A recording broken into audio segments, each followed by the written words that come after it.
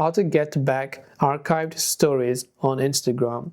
If you'd like to get back all of the archived stories on Instagram, basically archived stories are something that you do manually or a story that has expired after reaching its 24-hour threshold.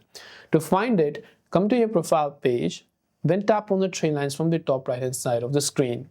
Then once you've done that, you can see this option called archive. Just go to this archive option. Right here you'll find stories archive. If you're not under stories archive, you can tap on it and make sure to switch to stories archive here, and you'll see all of the stories that you have archived, or maybe that was archived on Instagram. Now simply open up a certain story, and if you want to add this story back again to your story, you can save the video and re-add it to your story, or you can add it to your highlight, which will be visible on your profile. So you can select one of the highlights or create a new highlight by tapping the plus icon over here. This way you can get back all of the saved stories on Instagram. Hope this video helped you out. If you have any questions, feel free to leave them down below. Thanks for watching and see you soon in the next video.